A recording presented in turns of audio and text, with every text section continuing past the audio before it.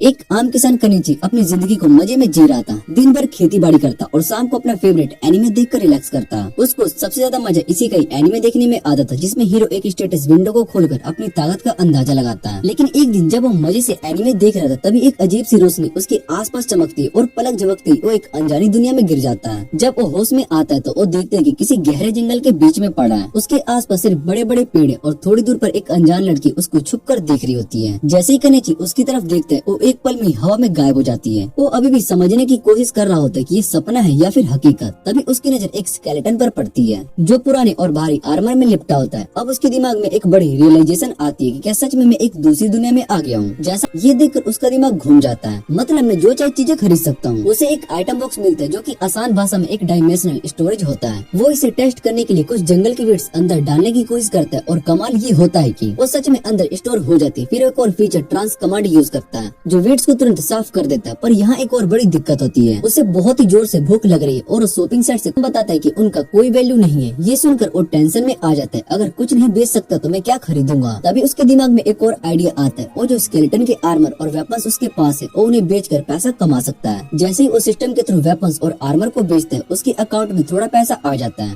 अब वो रिलीफ महसूस करता है और स्केलेटन को रिस्पेक्ट के साथ दफना देता है और उसका शुक्रिया अदा करता है, क्योंकि उसी की वजह से कनिची को पैसा मिला। फिर जो नए पैसे कमाए उनसे वो एक साइकिल खरीदता है जो कि उसका सबसे बेस्ट ट्रेवल पार्टनर बन जाता है। पर दिक्कत अब भी खत्म नहीं होती है। उसके पास सिर्फ कुछ दिनों का ही खाना है और उसे एक ऐसी जगह चाहिए जहाँ वो अपनी स्किल का यूज करके नया बिजनेस शुरू कर सके। एक शाम जब वो अपना खाना मजे से खा रहा होता है, तभी अचानक भीड़ियों का झुंड उसकी तरफ बढ़ने लगता है। ये देखकर वो डर जाता है और तुरंत सांग्रेला शॉपिंग साइट से कुछ ढूंढने लगता है जो कि उसके काम आ सके। पहले तो वो फायर वर्क्स का यूज करता है भीड़ियों को भगाने के लिए, लेकिन कुछ भी काम नहीं करता। फिर वो तुरंत एक स्लिंग शॉट खरीदता है और स्टील बॉल से भीड़ियों पर वार करता है। एक भेड़िए को मार गिराने के बाद बाकी सब भेड़िए डर के मारे भाग जाते हैं। अगली सुबह कनिची जंगल से बाहर निकलता है और दूर एक बड़ा शहर दिखाई देता है। ये देखकर उसके अंदर एक नए सफर की एक्साइटमेंट आने लगती है। वो मेन रोड पर भागता है, लेकिन तभी एक तेज भागने वाली कैरेज उससे टकराने वाली होती है। गाड़ी का ड्राइवर तुरंत रुक जाता है और फिक्र भरी आवाज में पूछता है, तुम ठीक हो? कनिची ये देखकर शॉक हो जाता है कि वो आदमी जापानीज में बात कर रहा है। वो आदमी अपने नाम फुयो बताता है जो कि एक मर्चेंट है और डालिया नाम के शहर की तरफ जा रहा है। फुयो कनिची को अपने कैरेज में साथ जाने का ऑफर देता है। रास्ते में वो बताता है कि एक बार्ड भी उनके साथ सफर कर रही जो कि गिटार लेकर बैठी हुई है और अपना म्यूजिक बजाने लगती है। कनिची खुलकर बताता है कि वो डालिया में अपना बिजनेस शुरू करना चाहता है। ये सुनकर फुयो हैरान हो जाता है और वो पूछते है, पर तुम्हारे पास कोई सामान नहीं है क्या? तुम्हारे पास आइटम बॉक्स है? तभी बार्ड मुस्कुराती है और अपनी गिटार से एक छोटी ट्रिक दिखाती है। फुयो हंसता है और वो कहता है कि बाय द वे इसका भी एक आइटम बॉक्स है, पर मैंने पहली बार किसी को इस तरह से कहानी। डालिया शहर पहुँचने के बाद कनिची तुरंत फुयो की मदद करता है और उसके सामान को उतारने में उसका हाथ बटाता है। ये देखकर फुयो को काफी खुशी मिलती है और शुक्रिया कहने के लिए कनिची उसे मिर्च का एक पैकेट देता है, लेकिन फुयो तुरंत उसे रोकता है और एक बड़े राज का खुलासा करता है, शहर में ये सब मत बेचना। बकोपा नाम का एक सिंडिकेट यहाँ मसालों का पूरा कंट्रोल रखता है। अगर उन्हें पता चल गया कि तुम यहाँ पर बिना परमिशन के मिर्च बेच रहे हो तो वो तुम्हें जिंदा नहीं छोड़ेंगे। कनिची ये सुनकर थोड़ा टेंशन में आ जाता है, पर उसके दिल में एक सवाल उठता है, अगर ये इतना रिस्की है तो फिर फुयो ने मिर्च को क्यों लिया? इनसे भी ज्यादा पैसे आ चुके हैं। ये देखकर वो हैरान हो जाता है और वो हो जाता है क्योंकि उसे इस नए देश की लैंग्वेज लिखना नहीं आता था। अजालिया तुरंत समझ जाती है कि कनिची यहाँ कर नहीं है और वो थोड़ा क्यूरियस हो जाती है। कनिची उसे अपने बिजनेस का प्लान बताता है, पर अजालिया उसे एक बड़ी दिक्कत के बारे में बताती है। अगर तुम मर्चेंट्स गिल्ड में रजिस्टर नहीं करवाते हो तो यहाँ कोई भी तुमसे सामान नहीं खरीदेगा और तुम रजिस्ट्रेशन तभी कर सकते हो जब तुम्हें हमारी लैंग्वेज लिखना और पढ़ना आता हो। कनिची इम्प्रेस हो जाती है। कनिची उसे एक डील ऑफर करता है कि अगर तुम मुझे अपनी लैंग्वेज पढ़ना सिखा दो तो मैं तुम्हें कुछ बहुत ही स्पेशल चीज दूंगा। अजालिया थोड़ा क्यूरियस हो जाती है और तभी कनिची अपने आइटम बॉक्स से चॉकलेट कैंडी को बाय करता है। जैसे ही अजालिया इसे टेस्ट करती है, उसके चेहरे पर एक अलग ही चमक आ जाती है। ये तो बिल्कुल रॉयल पैलेस के खाने जैसा लगता है। वो इतनी खुश हो जाती है कि तुरंत कनिची को पढ़ाने के लिए मान जाती है। जैसे जैसे कनिची उड़ाने के लिए उससे थोड़ा फ्लर्ट भी करती है। अगली सुबह कनिची मर्चेंट गिल्ड जाता है जहाँ पर रिसेप्शनिस्ट उसे रजिस्ट्रेशन फॉर्म भरने के लिए देती है। कनिची अब आराम से लिख पा रहा था क्योंकि अजालिया ने उसे अच्छे से सिखा दिया है। लेकिन एक बड़ी प्रॉब्लम सामने आती है, रजिस्ट्रेशन फीस एक सिल्वर कॉइन है। कनिची सिस्टम के अंदर करेंसी का कन्वर्सन करता है और देखते है कि एक सिल्वर कॉइन 50,000 येन के बराबर है, पर उसके पास इतने पैसे बस मुश्किल से ही बचे होते हैं। और रिसेप्शनिस्ट से इंस्टॉलमेंट में पेमेंट करने की रिक्वेस्ट करता है और रिसेप्शनिस्ट उसे टेम्परेरी गिल्ड आईडी दे देती है और उसे एक और जरूरी बात बताती है कि अगर तुम्हें कभी भी बिजनेस शुरू करना हो तो इस आईडी कार्ड को दिखाना मत भूलना। गिल्ड में रजिस्टर होने के बाद कनिची शहर मार्केट को एक्सप्लोर करता है। उसे मालूम पड़ता है कि यहाँ एक कोपर को नए नए आइडिया सोचने लगता है। कनिची बाजार का चक्कर लगाता है और वो देखते है कि एक लड़की ताजा फल बेच रही है। उसे भूख भी लगती है तो वो बिना सोचे 10 फल को एक कोपर कॉइन में खरीद लेता है। लेकिन जैसे ही वो फल को अपने हाथ में लेता है, उसके दिमाग में एक सवाल उठता है, ये वैसे कौन सा फल है? कि ये जहरीले तो नहीं है? बिना किसी रिस्क के वो तुरंत आइटम बॉक्स का यूज करता है जिसमें हर ऑब्जेक्ट का नाम और डिटेल्स लिखे होते हैं। जैसे ही वो फल को अंदर डालता है स्क्रीन पर इन फलों के नाम और उनके न्यूट्रिशन फैक्ट्स दिखने लगते हैं। बढ़िया, कम से कम मुझे पता तो चल गया ये खाने लायक है।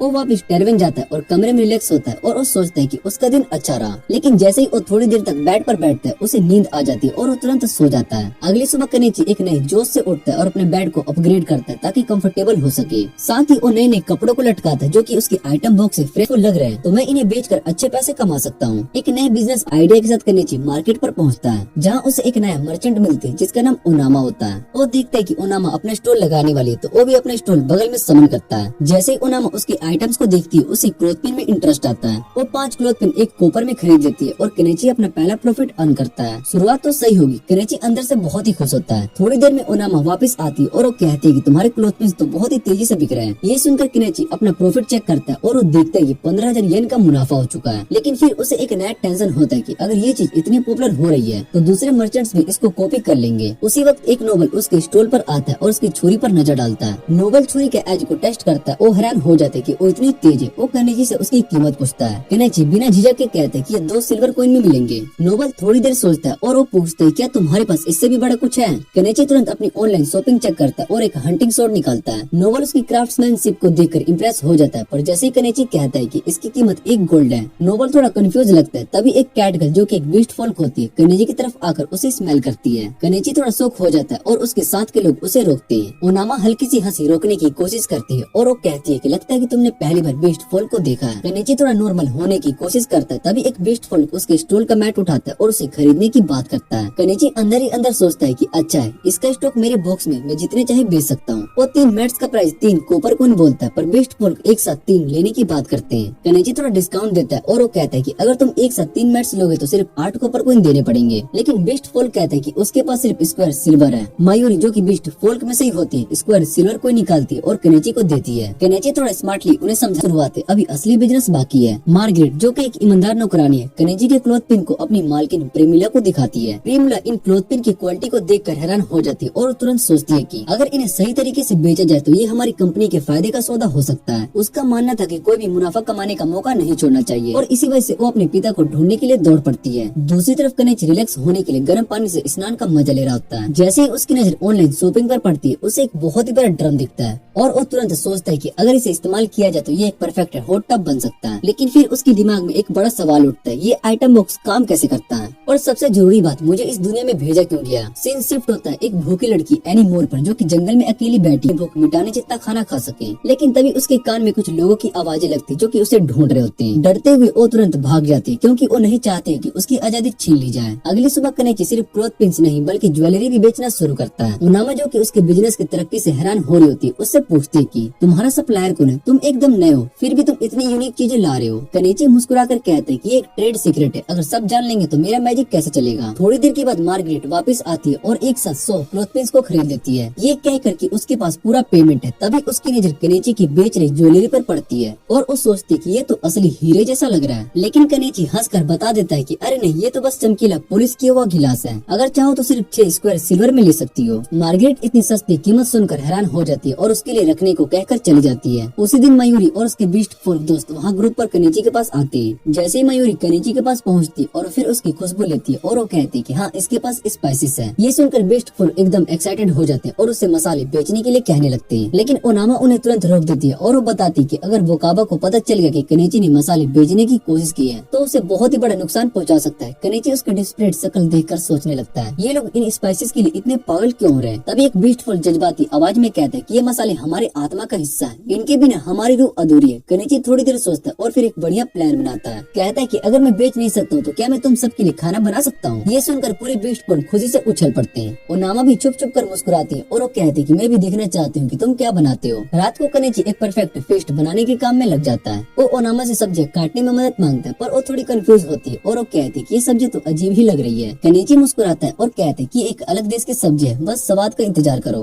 फिर वो अपनी एक सीक्रेट इंग्रेडिएंट निकालता है, करी पाउडर। जैसे ही स्वादिष्ट खुशबू हवा में फैलती है बीस्ट फॉल्क बेचैन हो जाते हैं और जैसे ही पहले निवाला मुंह में डालते हैं एकदम शॉक्ड हो जाते हैं। ये तो जादू है, बीस्ट फॉल्क मुस्कुराते हुए कहते हैं। ओनामा हंसकर कहती है कि तुम सब तो ऐसे रिएक्ट कर रहे हो जैसे कि कोई राजकुमारी की सिल्वर चम्मच से खाना खा रहे हो। कनेची अंदर ही अंदर सोचता है कि हाँ, अगर इन्हें पता चल गया कि ये स्टेनलेस स्टील है तो शायद से इनका रिएक्शन और भी ज्यादा शॉकिंग होगा। बेस्ट फूल खुश होकर मांगते उन्हें पीने के लिए कुछ दिया जाए। कनिची अपनी शॉप से शानदार शराब निकालता और सब मिलकर मजे से पार्टी करते हैं। ओनामा उसे देखकर एक बात कहती, तुम इनके साथ इतने अच्छे क्यों हो? केनेची मुस्कुराकर कहता है कि कभी कभी हमें अपने दुखों को भूलकर एंजॉय करना चाहिए खूब मजे से। पार्टी के बाद बेस्ट फुल थोड़ा रिलैक्स होना चाहते और स्नान करने लगते हैं। केनेची उन्हें एक बार सोप देता है और वो कहता है कि इसे यूज करो, तुम खुद को एकदम फ्रेश महसूस करोगे। सब एकदम मजा लेने लगते हैं और धीरे धीरे सोने लगते हैं। रात को मयूरी धीरे से केनेची के पास आती है और उसके साथ सो जाती है। अगली सुबह जैसे ही केनेची टर्बन में वापस आता है, एजालिया उसे देखकर हैरान हो जाती है और वो पूछती है, तुम रात भर अपने कमरे में क्यों नहीं थे? केनेची थोड़ा मुस्कुराता है और कैजुअली कहता है कि मैं रात भर बेस्ट फुल के साथ एंजॉय कर रहा था और एक याद भरी शांति थी। अजालिया थोड़ी परेशान लग रही होती है और वो सोचती है कहीं केनेची को मयूरी मेरे से ज्यादा पसंद तो नहीं है। उसका शक और भी बढ़ जाता है जब वो देखती है कि केनेची के कपड़ों पर मयूरी के सॉफ्ट फर लगे। थोड़ा चिढ़ जाती है और उसे इग्नोर करना शुरू कर देती है। केनेची अंदर ही अंदर कंफ्यूज होता है, क्या अजालिया मुझसे नाराज है या फिर मैं बस ज्यादा सोच रहा हूँ। लेकिन फिर उसको खुद को समझ आता है कि चलो कोई बात नहीं, अजालिया के बिना भी मैं अपनी लाइफ को एंजॉय कर सकता हूँ। वो अपनी शॉप को खोलता है और कस्टमर से डील करने लगता है। जब मार्गरेट अपनी मालकिन प्रिमोला के साथ शॉप पर आती है, केनेची जैसे ही प्रिमोला को देखते उसकी खूबसूरती से चकित रह जाता है। वाह, यह तो कोई रॉयल फैमिली की प्रिंसेस लगती है। लेकिन वो अपने एक्सप्रेशन को छुपा लेता है और मार्गरेट से पूछता है कि जो आइटम मैंने तुम्हारे लिए रखा था क्या तुम उसे खरीदोगी? मार्गरेट तुरंत पेमेंट करती और वो आइटम प्रिमोला को दिखाती है। प्रिमोला उस आइटम को देखकर हैरान हो जाती है, ये कैसे हो सकता है? ये सिर्फ ग्लास का बना है पर असली हीरे जैसा लग रहा है। वो केनेची के ज्वेलरी कलेक्शन को ध्यान से देखने लगती है और उसे और प्रोडक्ट्स दिखाने के लिए कहती है। केनेची अपनी पेंडेंट्स को दिखाता है और तभी प्रिमोला समझ जाती है कि उसके पास एक आइटम बॉक्स है।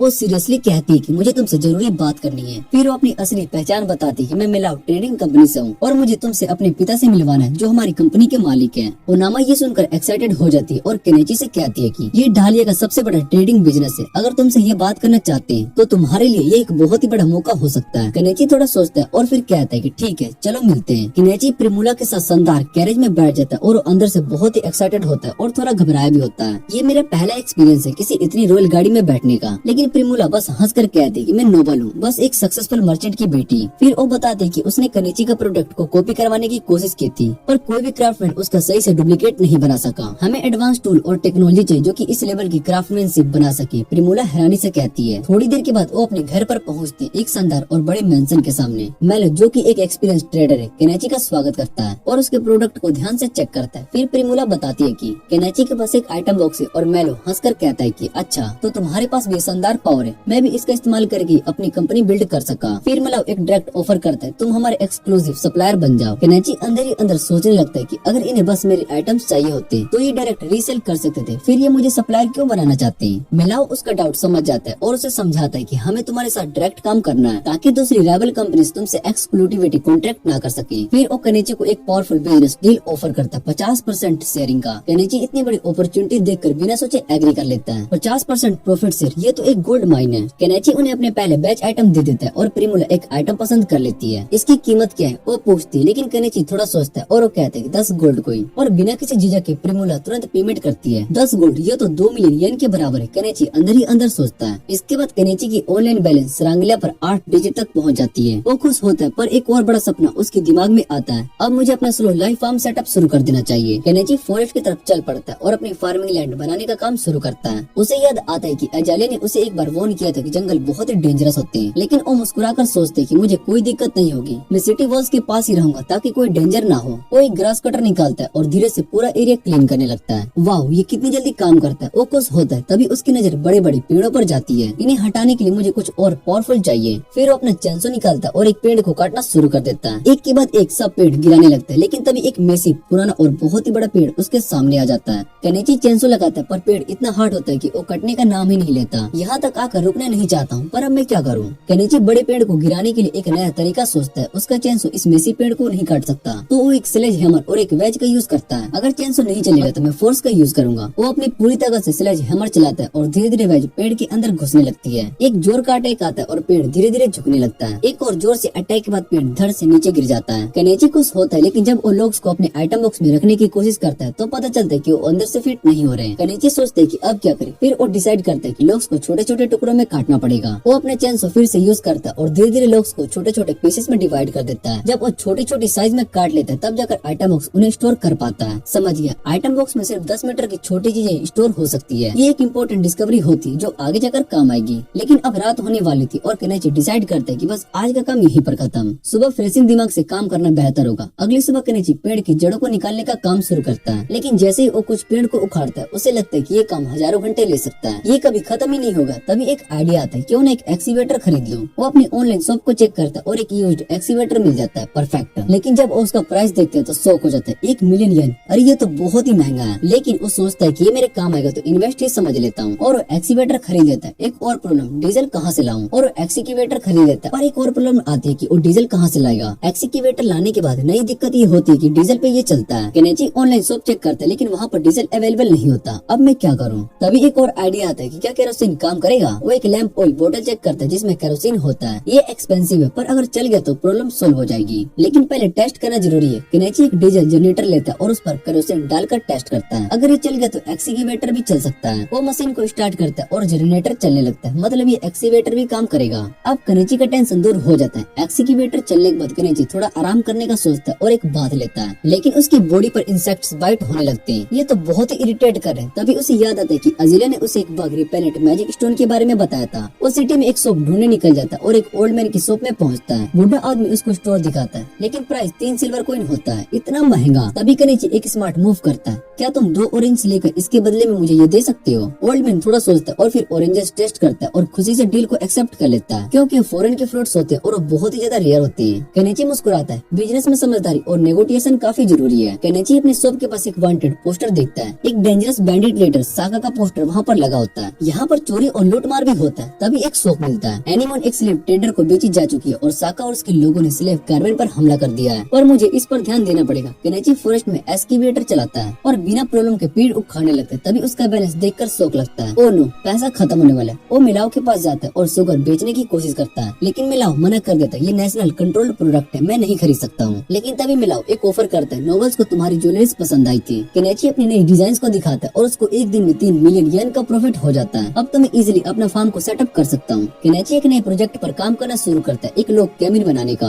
वो 1 मिलियन येन का रेडीमेड लॉक खरीद लेता है, लेकिन तभी एक और दिक्कत होती है, क्योंकि उसको ये सेल्फ असेंबली करनी पड़ती है और उसका मैनुअल पढ़ना पड़ता है। और धीरे धीरे प्लान्स को जुड़ने लगता है। तभी बीस्टफुल जो कि हंटिंग पर आए थे उसे देख लेते हैं। केनेची, ये तुम क्या बना रहे हो। वो उसकी मदद करने का फैसला करते हैं, क्योंकि केनेची ने उनको फ्री में खाना खिलाया था और हमें भी इसका एहसान चुकाना है। और अब केनेची का फार्म और घर बनाने का सपना सच होने वाला है।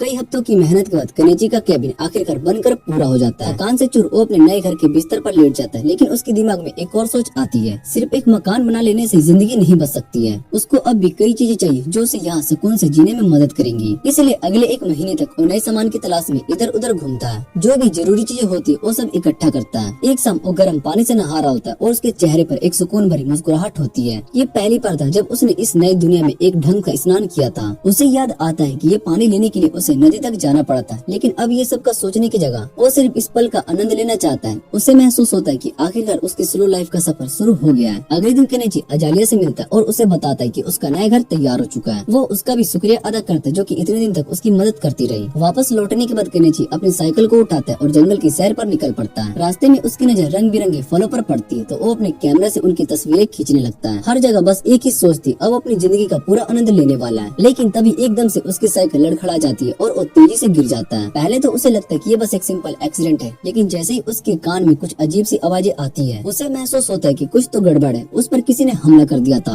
वो तुरंत एक पेड़ के पीछे छिप जाता है और देखने लगता है कि आखिरकार कौन है जो उसका पीछा कर रहा है। आगे जाकर वो देखता है कि कुछ बीस्टफुल उस पर तीर छोड़ रहे होते हैं। केनेची बिना देरी की अपने बैग से फायर क्रैकर्स निकालता है और उन्हें जलाकर उनका ध्यान भटकाता है। जैसे ही उनका फोकस टूटता है वो अपने एक्सीवेटर की तरफ बढ़ता है और इंजन स्टार्ट कर सीधा उनकी तरफ बढ़ने लगता है। इतनी बड़ी मशीन को देखकर बीस्टफुल घबरा जाते और बिना सोच समझे वहाँ से भाग जाती है। केनेची वहीं पर खड़ा रहता है और वो सोचता है कि आखिरकार ये लोग मुझसे दुश्मनी क्यों ले रहे थे। तभी उसकी नजर जमीन पर एक छोटी सी बॉब कैट पर पड़ती है जो कि बुरी तरीके से जख्मी होती है। वो धीरे से उसके पास जाता है और वो देखता है कि शायद से ये जानवर इन्हीं बीस्टफुल का शिकार बना था। वो बिना सोचे तुरंत बॉब कैट की चोट पर मलहम लगाता है और उसके मन में ये सवाल उठता है कि ये कैसे बचेगी। वो चाहता था कि इसे तुरंत अपने आइटम बॉक्स में डालकर घर ले जाए, लेकिन उसके लिए ये करना इम्पॉसिबल नहीं था। इसलिए वो एक हाथ गाड़ी ले आता है और धीरे से बॉब कैट को उस पर रख कर कैबिन लेकर आता आता है। पूरी रात वो उसके पास ही बैठा रहता है, लेकिन बॉबकैट हिल भी नहीं रहा होता है। केनेची सोचता है कि इस दुनिया में शायद हीलिंग मैजिक होगी जो कि इसे बचा सके। अगले दिन वो एक नए मैजिक शॉप पर जाता है। एक बुजुर्ग मैजिक सेलर होता है। केनेची उससे पूछते है क्या किसी तरीके से जानवर को हील किया जा सकता है, लेकिन बुढ़ा आदमी बस अपना सिर हिला देता है। मुझे सिर्फ इंसानों की हीलिंग मैजिक आती है, जानवरों की नहीं, वो कहता है। तभी मयूरी जो कि ब्यूटीफुल लड़की होती है, केनेची की खुशबू महसूस करती है। वो तुरंत आती है और उससे पूछती है क्या उसने एक बॉबकैट को बचाया है। केनेची हाँ में सर हिलाता है और मारियन एक्सप्लेन करते है कि ब्यूटीफुल बॉबकैट को देवता के संदेश वाहक मानते हैं, इसलिए इसका बचना बहुत ही जरूरी है। जब वो बॉबकैट को देखती है तो कहती है कि डॉगमैन ने इस पर हमला किया होगा। केनेची बॉबकैट की चोट पर फिर से मरहम लगाता है, लेकिन जैसे ही उसे लगाता है बॉबकैट उसे चाटने लगता है। केनेची थोड़ा हंसा और उसके गले में एक कोन पहना देता है ताकि वो मरहम को चाट ना सके। मारी ये सब देख कर कहती है कि तुम सच में बहुत ही अच्छे इंसान हो जो इसकी मदद कर रहे हो। अपनी तरफ से केनेची का शुक्रिया अदा करने के लिए वो शिकार करने निकल पड़ती है। थोड़ी देर के बाद वो जंगल से चिड़िया लेकर आती है, जिसे केनेची अपने ग्रिल पर सेकता है। वो उस पर नमक और पेपर डालता है और जैसे ही मारिया एक बाइट लेती है उसके चेहरे पर एक हैरानी भरी मुस्कुराहट आ जाती है। ये तो कमाल का स्वाद है, वो कहती है। बॉबकैट की हालत धीरे धीरे ठीक होने लगती है, इसलिए मायरी वहीं पर रुकने का फैसला करती है। केनेची थोड़ा हिचकिचाता है और वो कहते हैं कि मेरे पास बस एक ही बिस्तर है। मायरी बिना सोचे समझे कहती तो क्या हुआ, शेयर कर लेंगे। कुछ दिन बीत जाते और केनेची एक दिन जब अपनी आँख खोलता है तो वो देखते हैं कि बॉबकैट उस पर कूद पड़ती है। उसकी आंखों में एक अभिनय जीवन की चमक होती है। केनेची को ये यकीन हो जाता है कि वो पूरी तरीके से ठीक हो चुका है। वो उसका कॉलर निकालता है और बॉबकैट दरवाजे की तरफ भागने लगता है। केनेची दरवाजा खोलता है और बिना रोके उसको जाने देता है। बॉबकैट थोड़ा रुक कर केनेची की तरफ देखते है जैसे उसको शुक्रिया कह रहा हो। फिर वो जंगल की गहराइयों में दौड़ जाता है। केनेची उसे जाता देखकर हल्का सा मुस्कुराता है और धीरे से बोलता है अपना ख्याल रखना छोटे दोस्त। एक पूरा हफ्ता गुजर जाता है और केनेची अपने क्वेन पर मेहनत करता रहता है। बहुत स्ट्रगल के बाद आखिरकार वो इसे पूरा कर ही लेता है, लेकिन जैसे ही वो थोड़ा आराम करने का सोचता है तभी प्रिमुला वहाँ पर आ जाती है और वो कहती है कि उसकी चिंता कर रही थी क्योंकि उसने अपनी दुकान बहुत दिन से बंद करके रखी हुई थी।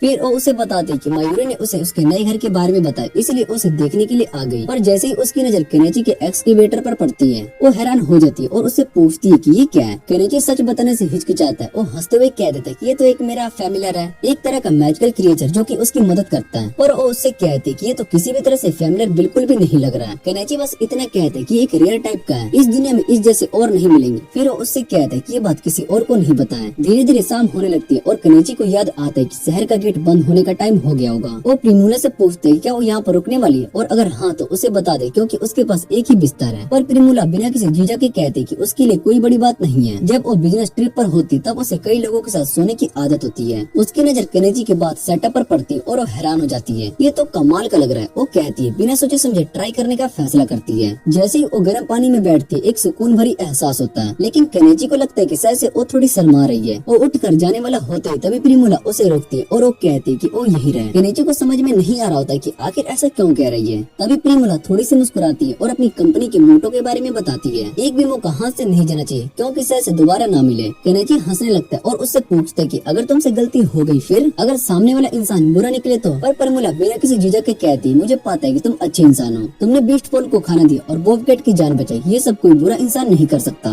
थोड़ी देर बाद केनेची उसे एक बात रोक देता है जो पहनते ही प्रिमुला सरप्राइज हो जाती है। ये तो बहुत ही कंफर्टेबल है, क्या तुम इसे बेच सकते हो, वो पूछती है। केनेची थोड़ा सोचता है और वो कहता है कि मैं इसे लिमिटेड क्वांटिटी में दे सकता हूँ। बाद में वो एक नाइट गाउन ट्राई करती है और हंसकर कहती है कि तुम्हारे पास तो ऐसे प्रोडक्ट्स हैं जो कि तुम्हें राजा के सबसे बड़े व्यापारी बना सकते हैं। पर केनेची थोड़ा सीरियस हो जाता है और वो कहता है कि मुझे किसी भी नोवेल का ध्यान नहीं खींचना है, अगर वो मेरे पीछे पड़ गए तो मेरी शांति भंग हो जाएगी। प्रिमुला उसका पॉइंट समझ जाती है और वो वादा करती है कि वो किसी को नहीं बताएगी कि केनेची मिलाव ट्रेडिंग कंपनी का सप्लायर है। थोड़ी देर के बाद केनेची उसका एक स्केच बनाता है और उसे देता है। प्रिमुला उसे देखकर हैरान हो जाती है, ये तो बहुत ही सुंदर है। केनेची मुस्कुराता है और वो कहता है ये तुम्हारे लिए। रात को दोनों अलग अलग बिस्तर पर सो रहे होते हैं, पर सोने से पहले प्रिमुला केनेची से बात करने की कोशिश करती है, पर केनेची थकान के मारे सीधा सो जाता है बिना कोई जवाब दिए। सीन कट होता है और हम सागा के ग्रुप को देखते हैं। एनिमोन उसके लिए एक ड्रिंक डाल रही होती है, तभी एक बैंडिट उसे धक्का देकर नीचे गिरा देता है। वो सागा को सिक्के से भरी एक थैली देता है। जैसी सागा उस थैली को खोलता है उसके अंदर चिट्ठी होती है। वो उसे पढ़ता है और समझ जाता है कि उन्हें एक नया काम मिला है। फिर वापस केनेची के सीन पर आता है। वो मालो का मेंशन की तरफ जा रहा होता है क्योंकि उसे लगता है कि प्रिमुला के यहाँ रात गुजारने की बात सुनकर मालो नाराज होगा। पर जैसे ही वो वहाँ पर पहुँचता है मैलो उसका शुक्रिया अदा करता है कि उसने प्रिमुला का ध्यान रखा। केनेची ये सुनकर चौंक जाता है क्योंकि उसे लगता है कि मैलो बहुत ही पॉसेसिव होगा। मैलो उस बाथरब को देखता है जो केनेची ने प्रिमुला को दिया था। वो उसे हाथ में लेकर देखता है और वो कहता है कि ये काफी अच्छा है। तभी केनेची एक और आइटम निकालता है जो कि लॉन्जरी होता है। वो थोड़ा मजाक में कहता है ये लड़कियों के लिए जो कि अपने पार्टनर्स को अट्रैक्ट करना चाहती है। मैला उसे देखकर एक सेकंड के लिए सोचता है और बस अपना सर हिला देता है। मुझे तो नहीं लगता कि इसकी जरूरत है।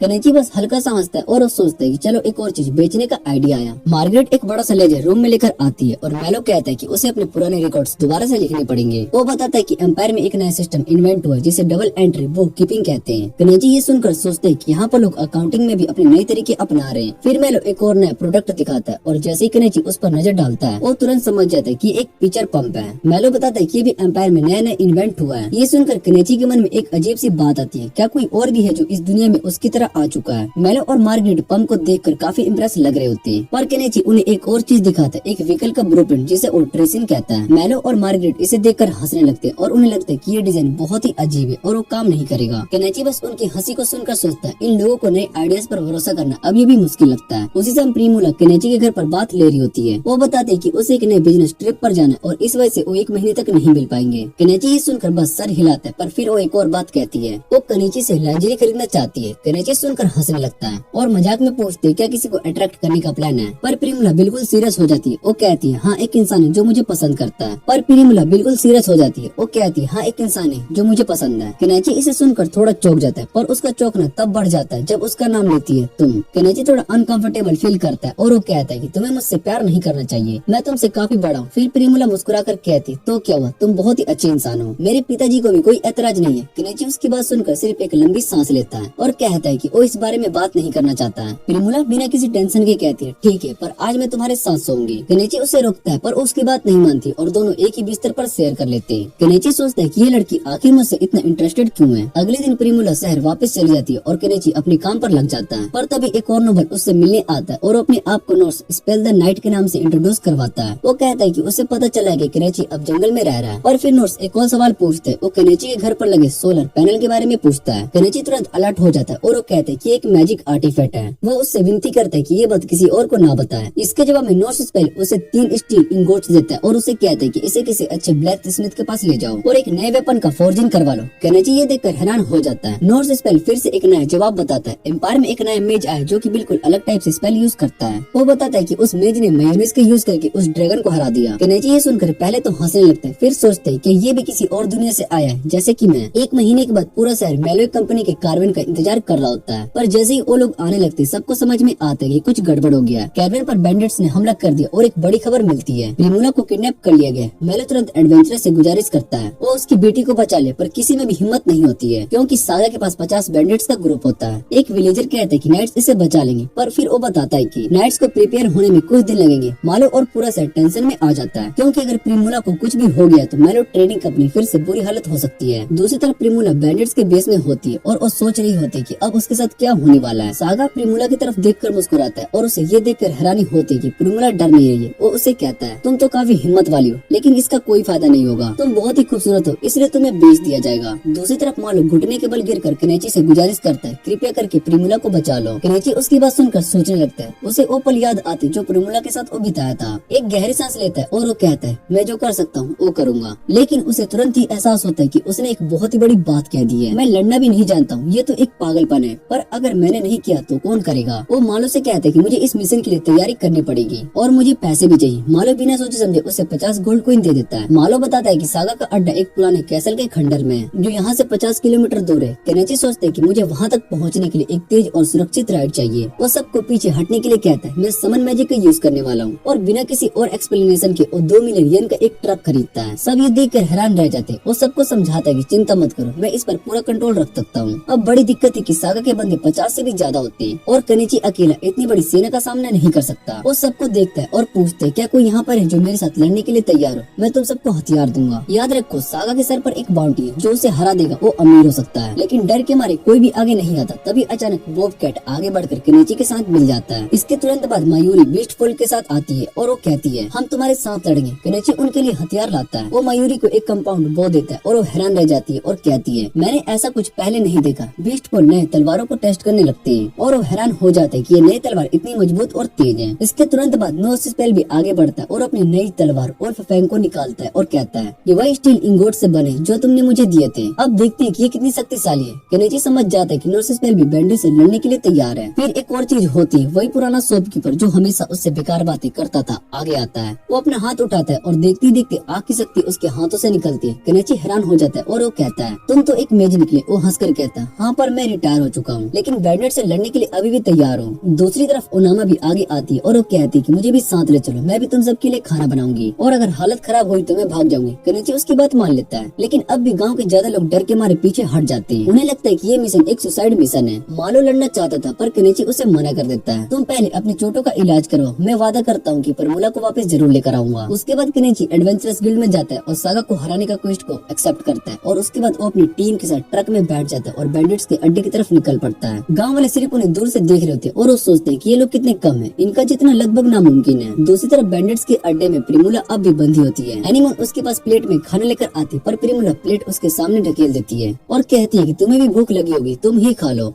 ये सुनकर वो खाना शुरू कर देती है और जैसे प्रिमुला को ये एहसास होता है कि सिर्फ वही नहीं बल्कि वो भी एक कैप्टिव है, तो उसे कहती है कि हमें मिलकर यहाँ से भागना होगा। वो उसे ये भी बताती है कि मदद बस कुछ ही वक्त में पहुँचने वाली है, इसलिए हमें तैयार रहना चाहिए। दूसरी तरफ केनिची और उसका ग्रुप मजे से अपने मील को एंजॉय कर रहा होता है, लेकिन बीस्टफॉल के लोग उससे क्यूरियस होकर पूछते हैं कि बॉब कैट का जो फूड है वो एग्जैक्टली क्या है। केनिची बिना हेजिटेशन के बता देता है कि वो एक पेट फूड है, जो सुन के बीस्टफॉल और भी इंटरेस्टेड हो जाते हैं और वो मजे में कहते हैं कि क्योंकि वो भी एनिमल्स हैं तो उन्हें भी इसे टेस्ट करना चाहिए। और जब वो ट्राई करने लगते हैं तो केनिची बहुत ही सरप्राइज हो जाता है ये देखकर कि ओल्ड मैन भी उनके साथ शामिल हो गए और वो तब और हैरान होता है जब वो देखते हैं कि ओल्ड मैन उसे इतना एंजॉय कर रहे हैं जैसे कोई गवर्नमेंट डिश हो। खाना खत्म होने के बाद केनिची सभी को अपनी स्ट्रेटेजी समझाता है, जो सुनकर सब उसके प्लान को फॉलो करने के लिए रेडी हो जाते हैं। लेकिन उनामा डिसाइड करती है कि वो पीछे रुकेगी क्योंकि उसको लड़ना नहीं आता और वो किसी भी तरह की कॉम्बैट में एक्सपीरियंस नहीं रखती। वो कहती है कि जब तक वो वापस नहीं आते तब तक वो यही रहेगी और अगर कुछ गलत होता है तो वो एडवेंचरस गिल्ड को इन्फॉर्म कर देगी। इसके बाद मयूरी स्काउटिंग के लिए आगे बढ़ती है और अपनी रेडियो कम्युनिकेशन का इस्तेमाल करके केनिची से बात करती है। वो उसे इन्फॉर्म करती है कि ऑलमोस्ट सागा के बेस तक पहुंच चुकी है, जो सुनकर केनिची मूव आउट होने की तैयारी करता है। शाम होते ही मयूरी वापस आकर रिपोर्ट करती है कि ज्यादातर बैंडिट्स नशे में हैं और केनिची सोचता है कि ये उनके अटैक के लिए परफेक्ट मोमेंट है। तभी एक बीस्टफुल उसके पास आता है और उसको एक अजीब सा नट देता है, कहकर कि ये उसकी पहली बैटल में उसके काम आएगा। वो केनिची से कहते हैं कि बिना सोचे समझे काट ले, जो वो करता भी है, पर जैसे उसका टेस्ट उसके मुंह में आता है वो चौंक जाता है क्योंकि उसका स्वाद बिल्कुल गंदा होता है। लेकिन तुरंत ही उसके अंदर एक अजीब सी एनर्जी आ जाती है और बिना किसी वजह के हंसने लगते हैं, जैसे किसी ने उसकी हेलुसिनेशन वाली ड्रग को दे दी हो।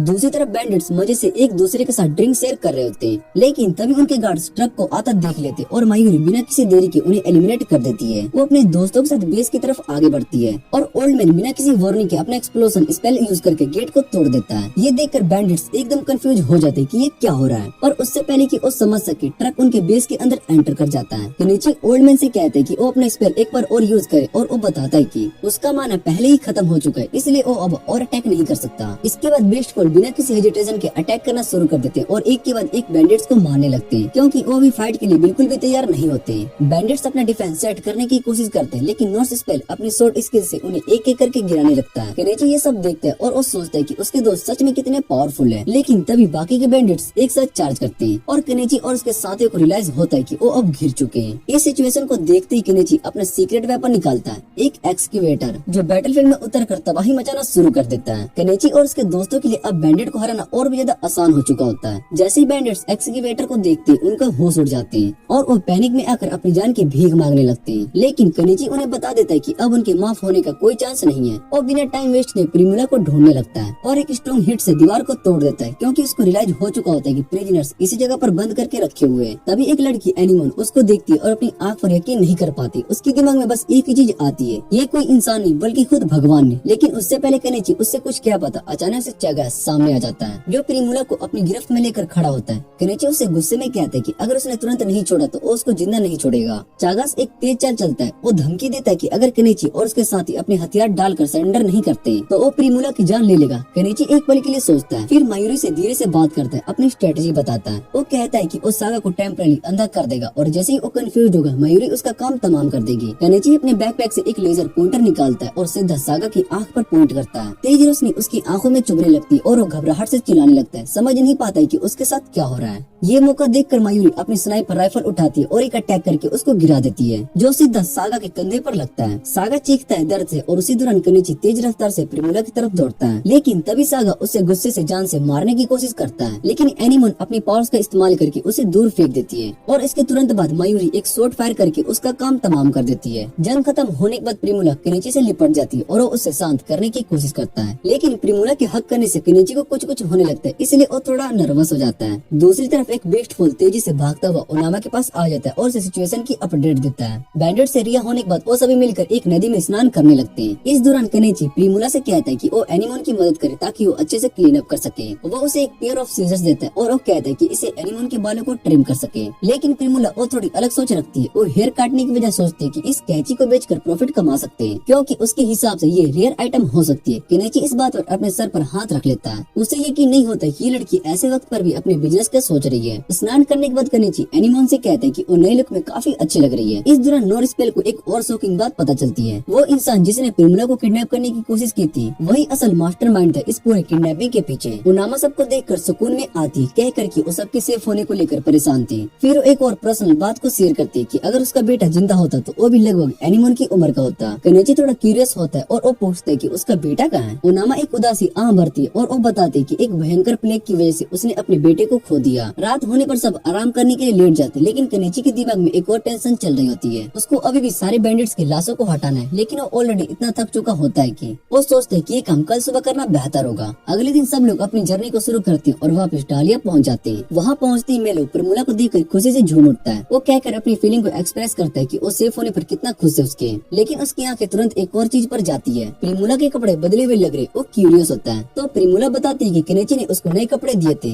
ये सुनकर मेलो के दिमाग में तुरंत एक नया बिजनेस आइडिया आता है। वो सोचता है कि अगर ये स्टाइल मार्केट में इंट्रोड्यूस किया जाए तो कितना ज्यादा प्रॉफिट हो सकता है। केनेची को यकीन नहीं हो रहा होता कि ये दोनों बाप बेटे अभी सिर्फ पैसों के बारे में ही सोच रहे हैं। फिर मेलो केनेची का शुक्रिया अदा करता है कि उसने प्रिमोला की जान बचाई। वो पूछता है कि लूट का क्या हुआ, क्या उसने सब कुछ अपने आइटम बॉक्स में स्टोर कर लिया। तभी एक और सरप्राइजिंग बात सामने आती है। केनेची के आइटम बॉक्स में सिर्फ लूट नहीं बल्कि बैंडिट्स के सर भी। बीस्टफॉल के लोगों ने उससे कहा था कि बाउंटी क्लेम करने के लिए बैंडिट्स के सर गिल्ड को दिखाने पड़ेंगे। मायूरी एक और इम्पोर्टेंट चीज पॉइंट करती है। वो कहती है कि सर को ज्यादा देर तक कैरी करना रिस्की हो सकता है, क्योंकि जब वो सड़ना शुरू करते हैं तो बहुत ही तेज की बदबू आती है। केनेची इस बात से एग्री करता है और वो सोचता है कि उसे इस नई दुनिया के सर्वाइवल रूल्स के बारे में सीखना भी बहुत कुछ बाकी है। लूट को प्रॉपर्ली स्टोर करने के बाद केनेची सभी को चोरी की गई चीजों को रिट्रीव करता है और साथ ही साथ बैंडिट्स के बेस में छुपा हुआ 100 गोल्ड कॉइन बाहर निकालता है। उसके बाद वो प्रिजनर से पूछते हैं कि वो अपने घर वापस जाना चाहेंगे, लेकिन सबके वापस जाने के लिए कोई घर नहीं होता, जो सुनकर केनेची एक और सजेशन देता है। अगर वो चाहे तो डालिया में रुक सकते और यहाँ किसी काम में लग सकती है। इस दौरान एनीमोन अपने विलेज के बारे में बताती, जो कि लगभग 800 किलोमीटर दूर है। केनेची उसे वापस छोड़ने का वादा करता है, लेकिन एनीमोन थोड़ा हेजिटेट करती है। वो कह देती है कि वो वापस नहीं जाना चाहती, जो केनेची के लिए एक और नए सवाल का कारण बन जाती है। आखिर ऐसा क्यों जो उसे अपने गाँव से दूर रहने के लिए मजबूर कर रहा है। ओनामा के मन में एक गहरी शक होती है। उसे लगता है कि उसके अपने ही परिवार ने उसे एक स्लेव ट्रेडर को बेच दिया था। ये सोच के उसके दिल में एक छुपा हुआ दुख जागती है, लेकिन केनेची उसका हौसला बढ़ाता है और वो कहता है कि अब वो आजाद है और वो चाहे तो एक नया जीवन शुरू कर सकती है। उसके भले के लिए वो डिसाइड करता है कि उसे ढालिया ले जाए ताकि वो एक सेफ जगह पर अपनी जिंदगी दोबारा शुरू कर सके। साथ ही केनेची दूसरी लड़कियों को भी मदद करता है ताकि वो सेफली अपने घर वापस पहुंच सके। रास्ते में ओनामा अपनी सोच केनेची से शेयर करती है। वो कहती है कि एक लड़की में सबसे जरूरी गुण ईमानदारी होता है। ये सुनकर सब लड़कियां एक दूसरे को देखती है और वो सोचने लगती है कि क्या केनेची सच में एक अच्छा मैच हो सकता है। लेकिन ओनामा तुरंत अपनी राय को साफ करती है। वो सोचती है कि केनेची ऐसा इंसान भी जो कि किसी भी लड़की के लिए रुक नहीं सकता, बल्कि वो उन लोगों में से जो कि अपनी दुनिया में ही जीते बिना किसी फिक्र के। उसके मुताबिक केनेची किसी भी लड़की के लिए सेक्रीफाइस नहीं करेगा, बल्कि अपनी मर्जी से जीवन जिएगा। थोड़ी देर के बाद सब लोग एडवेंचरस गिल्ड पहुंच जाते हैं, जहाँ बीस्टफॉल रिसेप्शनिस्ट के सामने चागा का सिर पेश करती है। एक आदमी हैरान होकर पूछता है कि केनेची तुम कितने सर लेकर आए हो। केनेची शांत स्वर में कहता है कि टोटल 52 है। उसके बाद वो अपने आइटम बॉक्स से सर निकाल कर दिखाता है, जिसे देखकर वो सब लोग एक पल के लिए चौंक जाते हैं। बीस्टफॉल हंसकर कहते हैं कि अब गिल्ड के वर्कर्स को ओवर टाइम काम करना पड़ेगा ताकि इनका इंसेप्शन खत्म हो जाए। ओल्ड मैन एक और चिंता व्यक्त करता है। वो केनेची से कहता है कि अगर किसी नोबल को उसकी शक्तियों के बारे में पता चल गया तो उसके लिए मुसीबत खड़ी हो सकती है। केनेची इस बात को समझता है, इसलिए वो डिसाइड करता है कि वो अपनी पावर को छुपा कर रखेगा। अगर नोबल लोग ज्यादा परेशान करने लगे तो मैं चुपचाप यहाँ से निकल जाऊंगा। वो अपनी स्ट्रेटेजी बताता है। दूसरी तरफ नोर्सपेल कहता है कि वो लोकल लॉर्ड SFL को इस पूरे घटना के बारे में रिपोर्ट करेगा, जिसमें वो नोबल लोगों की इन्वॉल्वमेंट का जिक्र भी करेगा। गिल्ड के वर्कर्स अपना इंस्पेक्शन कंप्लीट करते हैं और केनेची को टोटल 861 गोल्ड रिवॉर्ड मिलती है। वो अपनी टीम के साथ इस रिवॉर्ड को शेयर करने का फैसला करते हैं, लेकिन ओनामा मना कर देती है। मैं तो तुम्हारे साथ लड़ने भी नहीं गई थी, वो कहती है। लेकिन एक और बात वो अपने मन में सोचती है, एनीमोन अभी भी एक बच्ची है और उसे देखकर उसे अपने बेटे की याद आती है। इसलिए वो कहती है कि मैं सिर्फ इतना चाहती हूँ कि मैं एनीमोन का ध्यान रख सकूं। रात होते ही पूरा शहर सागा की हार का जश्न मनाता है। केनेची अपनी टीम के साथ रिवॉर्ड को डिवाइड करता है और सभी को 123 गोल्ड मिलते हैं। आज की रात शहर के दरवाजे बंद हो जाते हैं, इसलिए केनेची डिसाइड करता है कि वो यहाँ इन में ही रुकेगा। जैसे ही वो इन में पहुँचता है, वहाँ की मालिक अजालिया उसका वेलकम करती है। तो तुम ही हो जिसने बैंडिट्स का सफाई किया? वो क्यूरियस होकर पूछती है। केनेची अपना हाथ जोड़ता है और शांत स्वर में कहता है कि ऐसा कुछ भी नहीं है, मैं नहीं चाहता हूँ कि लोग मुझ पर ध्यान दें। अजालिया हंसकर कहती है और उसे याद दिलाती है कि उसने कभी कहा था कि अगर उसका बिजनेस सक्सेसफुल हो जाए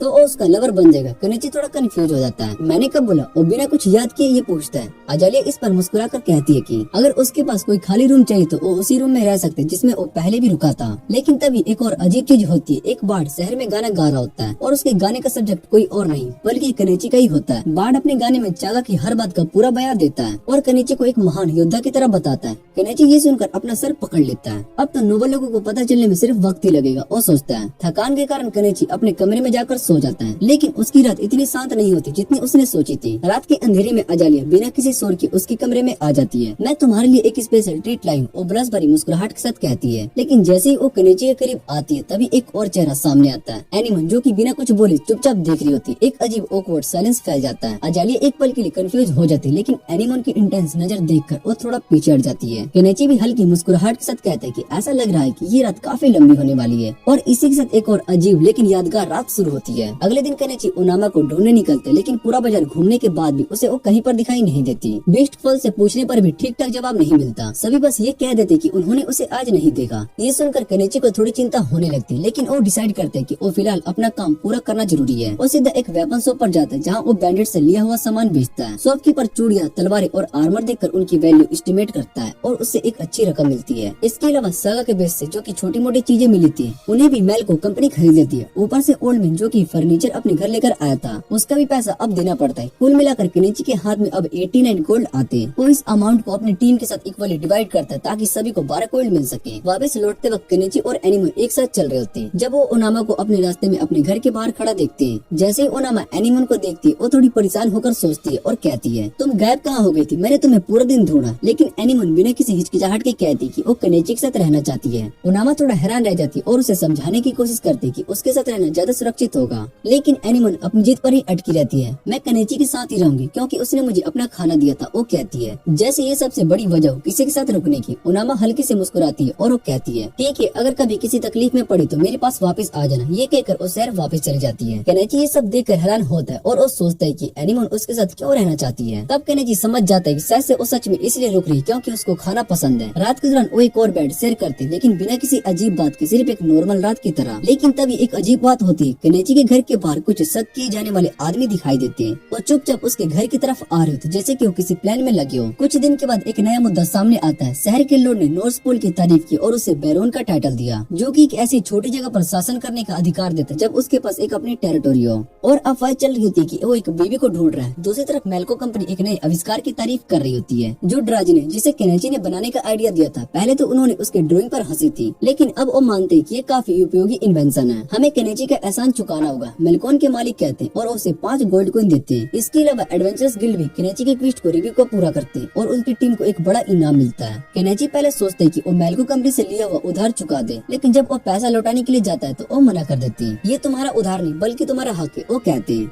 इसलिए केनेची वो पैसा उन लड़कियों को दे देता है जिसे उसने बचाया था। एक दिन जब केनेची और एनिमन बाजार में घूम रहे होते तभी केनेची को एक अजीब सी फीलिंग होती है, जैसे कोई उस पर नजर रख के बैठा था। वो अपनी आसपास की भीड़ को ध्यान से देखता है और एनिमन से हल्की सी आवाज में कहता है, चलो यहाँ से निकलते हैं। लेकिन जैसे ही वो एक गली में जाने की कोशिश करती, उनका रास्ता एक बड़ी सी कैरेज रोक देती है। काले कपड़ों में छुपे हुए आदमी उसके सामने खड़े हो जाते हैं और कहते हैं कि तुम्हें हमारे मालिक से मिलना होगा, चुपचाप कैरेज में बैठ जाओ। केनेची एक पल के लिए सोचता है ये लोग कौन हो सकते हैं, लेकिन वो बिना सोचे समझे अपने आइटम बॉक्स से फायरवर्क्स निकालता है और कैरेज के ऊपर फेंक देता है। एक तेज धमाका होता है और जलती हुई चिंगारी हवा में फैल जाती है। लोग उन्हें देखने लगते हैं और केनेची इस मौके का फायदा उठाकर अपनी क्रॉसबो उनके चेहरे पर टांग देता है। तुम मुझे मारने आए हो या फिर बुलाने, वो हल्की सी मुस्कुराहट के साथ कहता है। उन लोगों को समझ में आ जाता है कि अगर वो यहाँ पर कुछ गलत करेंगे तो पूरा शहर उन्हें देख लेगा, इसलिए वो पीछे हटने लगते और कहने लगते हैं कि आज के लिए तुम बच गए केनेची। तभी मेलो की कैरेज वहाँ पर पहुँचती और वो केनेची से पूछते हैं कि यहाँ पर क्या हो रहा है। केनेची उन्हें बताता है कि काले कपड़े वाले आदमी उसे किडनैप करने आए थे। मेलो सोचता है और वो कहते हैं कि ये लोग एंटी मोनर्की फैक्शन के हो सकते हैं जो शासक विरुद्ध संगठन है, तुम्हें काउट स्पेस से मिलना चाहिए। मेलो उसे सजेस्ट करता है। उसी रात एक और कहानी चल रही होती है। मेल्को कंपनी के मालिक प्रिमुला के साथ बैठे होते हैं और प्रिमुला कहती है मुझे केनेची से मिलना है। मेल्को के मालिक हंस कर कहते हैं, लॉर्ड ने हमें ड्रेंच बनाने के लिए प्रेस किया, पर असल में तो ये आइडिया केनेची का था। हमें उसे इसका इनाम देना होगा, लेकिन क्या ये इनाम सच में इनाम होगा या फिर किसी संकट की शुरुआत है।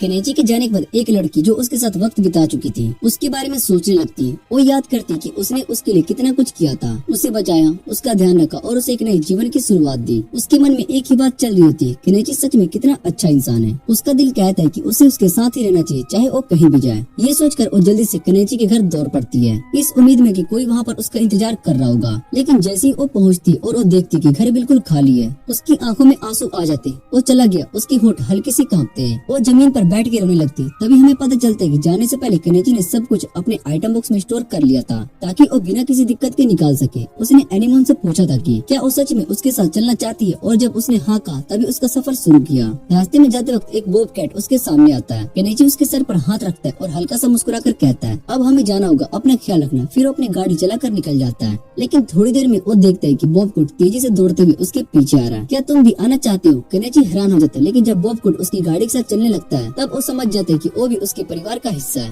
थोड़ी देर के बाद वो फुइया से मिलता है और वो देखकर हैरान होता है कि तुम तो एक मर्चेंट भी बन गए। फुइया कहता है। केनेची हाँ में सर हिलाता है और बताता है कि एनिमोन और बॉब कैट उसकी फैमिली है और बिना किसी डेस्टिनेशन के सफर कर रहा है। फुइया उसके सफर के लिए शुभकामनाएं देता है और केनेची मन ही मन सोचता है कि शायद से अब उसे वही स्लो लाइफ मिल रही है जो कि वो हमेशा से चाहता था। कुछ समय के बाद केनेची और एनिमोन एक झील के किनारे पर मछली पकड़ रहे होते हैं। केनेची उसे फिश बॉल सूप बनाकर खिलाता है और वो खुशी खुशी खा लेती है। उसके चेहरे पर एक नई प्यारी सी मुस्कुराहट होती है और केनेची सोचता है कि शायद से यही सुकून भरी जिंदगी थी जो मुझे चाहिए थी। हमें ये भी पता चलता है कि एनिमोन सिर्फ 12 साल की, लेकिन केनेची को लगता है कि वो अपनी उम्र के हिसाब से थोड़ी छोटी दिखाई देती है। इसलिए वो सोचता है कि ऐसी जगह ढूंढना चाहिए जहाँ पर वो अच्छी तरह से सेटल हो सके और ड्रोन के इस्तेमाल करता है ताकि आसपास की जगह देख सके। जल्दी उसे एक खूबसूरत झील दिखाई देती जो कि इंस्टांटिया टाउन के पास है। उसे वो जगह एकदम पसंद आती है और वो डिसाइड करता है कि वहीं पर अपना नया घर बसाएगा। जब वो उस जगह पर पहुँचता है तो वहाँ की सुकून भरी हवा और अच्छा व्यू देखकर वो अपनी मैजिकल हाउस समन करता है। ये जगह एकदम परफेक्ट है, इसका नाम रखेंगे बॉब कैट विल। केनेची खुशी से कहता है और एनिमोन और बॉब कैट एकदम एक्साइटेड दिखाई देते हैं। रात को केनेची एनिमोन को पढ़ना और लिखना सिखाता है। उसके पास बहुत ही सारी किताबें होती है, लेकिन वो देखते हैं कि केरोसिन काफी महंगा हो रहा है जो कि उसकी मेन सोर्स का हिस्सा है। मुझे एक सस्ता अल्टरनेटिव ढूंढना होगा, वो सोचता है। फिर उसके दिमाग में एक बायोडीजल का आइडिया आता है और उसके बारे में पढ़ने लगता है।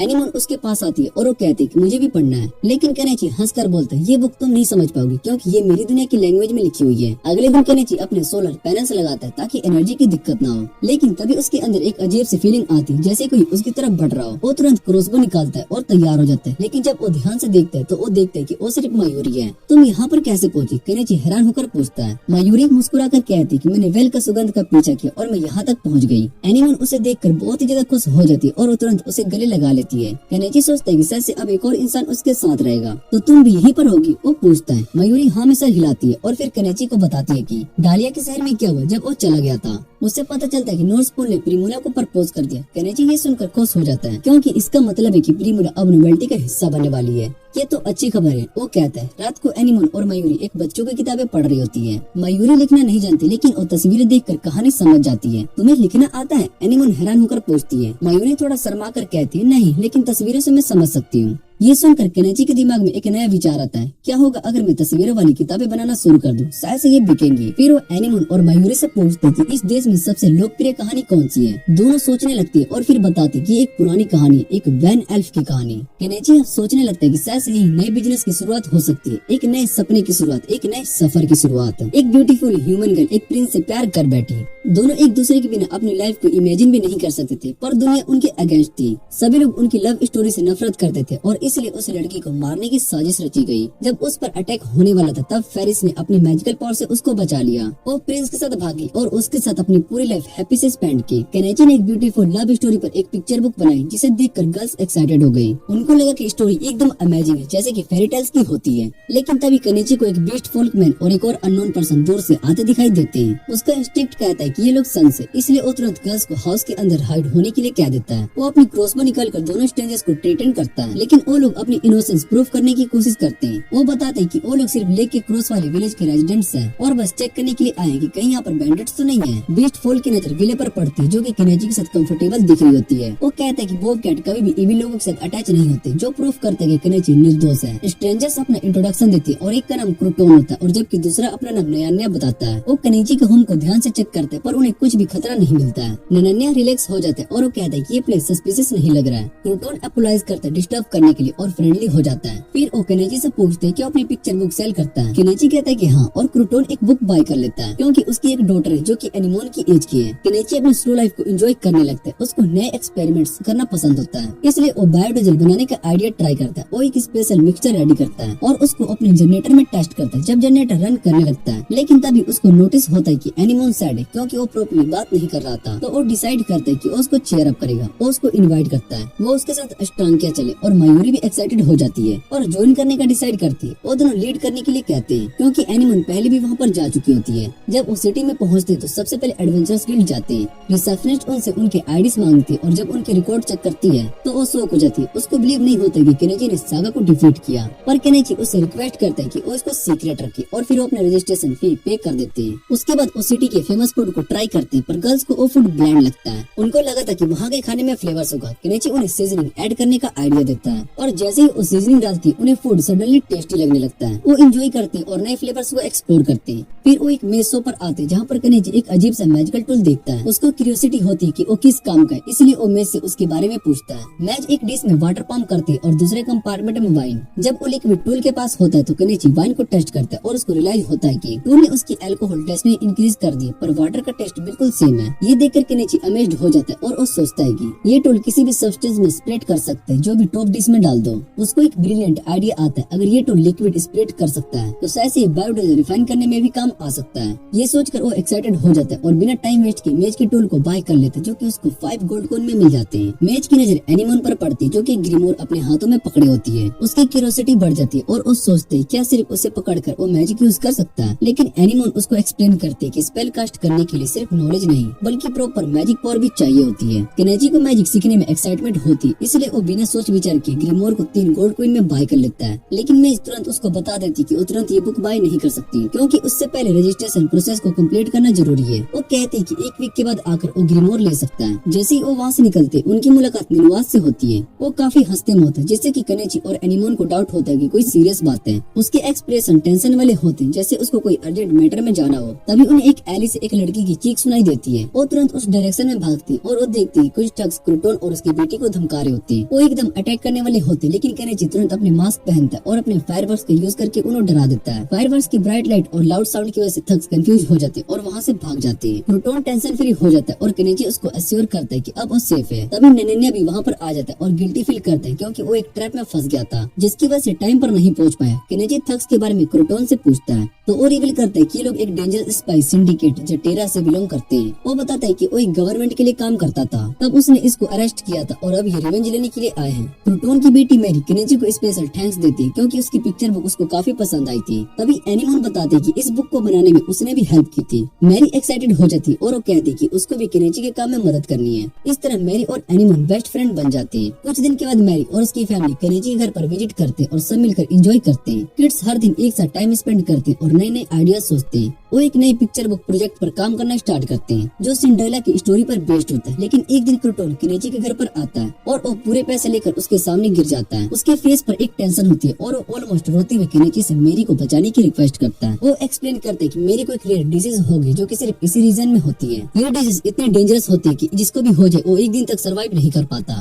केनेची शॉक्ड हो जाता है और तभी मयूरी उसको सजेस्ट कर देती है कि मेज से कंसल्ट करना चाहिए, लेकिन क्रूटोन कहता है कि उनके पास मेज के ट्रीटमेंट को अफोर्ड करने के लिए पैसे नहीं है। केनेची बिना किसी हेजिटेशन के अपनी कोल्ड मेडिसिन निकालता है और उसको फ्री में क्रूटोन को दे देता है। वो बताता है कि ये मेडिसिन मैरी की फीवर को कम कर देगा जिससे कि वो थोड़ी स्टेबल हो जाएगी। वो तुरंत मैरी के पास जाता है जहाँ पर मेज उसकी हालत चेक करती है। वो बताती है कि मैरी को चिकोरी फीवर हो गया है जो मेज से भी इलाज नहीं हो सकता, लेकिन एक सोल्यूशन है। मेज बताती है कि एक रेयर व्हाइट फ्लावर होता है जिसे चिकोरी कहते हैं जो सिर्फ फॉरेस्ट में स्प्रिंग के पास ब्लूम करता है। अगर उसके सीड्स मिल जाए तो मैरी का इलाज पॉसिबल है, लेकिन प्रॉब्लम ये होती है फ्लावर सिर्फ एक स्पेसिफिक टाइम पर ब्लूम करता है और मेरी को कल सुबह तक इसका इलाज चाहिए होगा। केनेची और क्रूटोन डिसाइड करते हैं कि वो तुरंत फॉरेस्ट में जाकर इस फ्लावर को ढूंढेंगे। तभी ननन्या भी इसमें इन्वॉल्व होता है और वो कहता है कि वो भी इस मिशन में मदद करेगा। लेकिन जैसे ही वो लोग वहाँ से निकलते एक डार्क एली में स्पाई सिंडिकेट के थग्स उसको साइलेंटली ऑब्जर्व कर रहे होते हैं। वो एक दूसरे से विस्पर में बात करते हैं और वो कहते हैं कि फाइनली हमें क्रूटोन का घर मिल गया। और इसी के साथ ये पार्ट यहीं पर एंड हो जाता है। तो मिलते हैं इसके अगले पार्ट में क्योंकि स्टोरी अभी एंड नहीं हुई है। अगर वीडियो अच्छी लगे तो वीडियो को लाइक करके चैनल को सब्सक्राइब जरूर कर लेना।